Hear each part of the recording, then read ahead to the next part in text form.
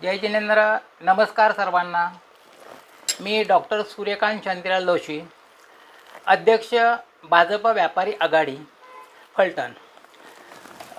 नुकत्याच आत्ता झालेल्या नगरपालिकेच्या निवडणुकीच्या पार्श्वभूमीवर मी बोलत आहे की व्यापारी वर्गाने आणि मुख्यत्वे जैन समाजाने रणजितदादा नाईक निंबाळकर व शमशेरदादा नाईक निंबाळकर यांना पाठिंबा देऊन त्यांनी आमच्यावर टाकलेली जबाबदारी आम्ही पूर्णरित्या यशस्वीरित्या पूर्ण केलेली आहे आणि त्यामुळे त्यांना भरघोस मताधिक्याने आम्ही निवडून दिलेलं आहे.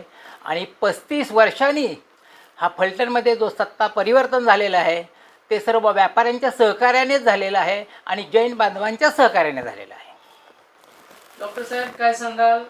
भरभरून भाजपा व मित्रपक्षांना मतदान करण्यासाठी जैन समाज असेल किंवा व्यापारी बांधव असतील पुढे आले होते. त्याच व्यापारी बांधवातून आता चर्चा अशी होत आहे की डॉक्टर साहेबांना स्वीकृत नगरसेवक पदाची संधी मिळावी, याबाबत आपलं मत काय? बरोबर आहे. रणजितदादा नाईक निंबाळकरांनी आणि शमशेरदादांनी आमच्यावर जी जबाबदारी टाकलेली होती ती आम्ही यशस्वीरित्या पूर्ण केलेली आहे आणि त्याचंच फळ म्हणून आज 35 वर्षांनी कायापालट झालेला आहे. तर त्या कामी आम्ही पूर्णतःपणे तन मन आणि धनाने आम्ही दादांच्या बरोबर आहोत आणि आम्ही जी कामगिरी बजावलेली आहे तर त्याचा आम्हाला थोडा तरी वाटा मिळायलाच हवा. आणि त्या दृष्टिकोनातून मला जर स्वीकृत नगरसेवकपद दिलं तर खूप आनंदाची गोष्ट होईल आणि तो माझा मी हक्क समजतो.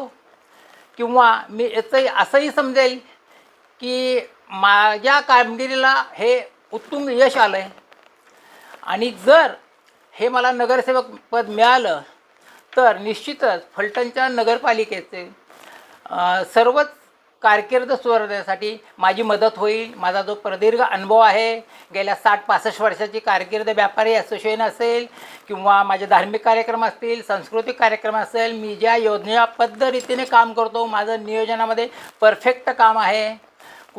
कोणती कार्यप्रणाली जर असेल तर धार्मिक कार्यक्रम असतील तरी ते माझ्या अधिपत्याखाली होतात आणि ते मी यशस्वीरित्या पार पाडतो.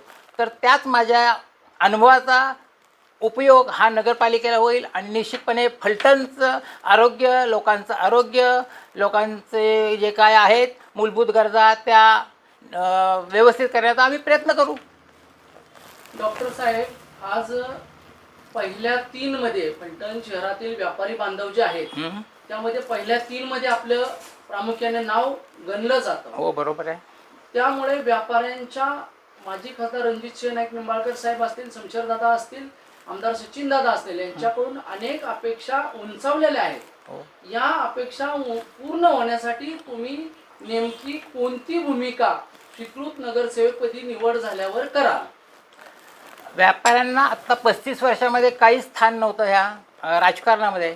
परंतु राजकारणामध्ये जर राजकारण यशस्वी करायचं असेल तर आर्थिक नाडीसुद्धा महत्त्वाची आहे. मी तर असं समजतो की ह्या राजकारणाचा आर्थिक कणा हा व्यापारी वर्ग आहे आणि व्यापाऱ्यांना जर सांभाळलं तर निश्चितपणे आपल्या फलटणची नगरपालिकेची जी गाडी व्यवस्थित आहे किंवा सुरळीत नाही ती सुरळीत लागेल.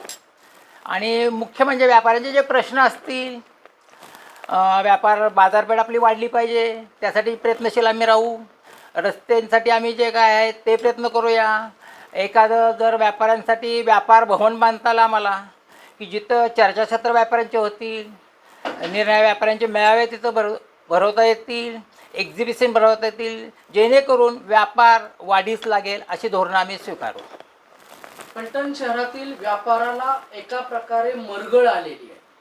ती मरगळ झटकून निघावी म्हणून माजी खासदार रणजित नाईक निंबाळकर हे कसोशीने प्रयत्न करीत आहेत. त्यांना तुमची साथ लाभेल याच खऱ्या व्यापारी बांधवाकडून शुभेच्छा आहेत. याबाबत आपण कोणत्या भूमिकेतून आता सध्या मार्गक्रमण करीत आहात?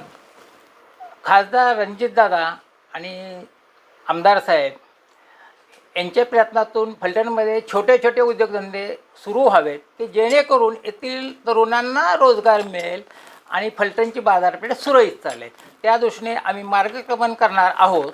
आणि एखादे छोटे टेक्स्टाईल मार्केट कसं उभं राहील फलटणला, एखादी फळफळाची चांगली कंपनी कशी उभं राहील निर्यात करणारी फलटणला, ह्यासाठी आम्ही प्रयत्नशील राहणार आहे. नमस्कार.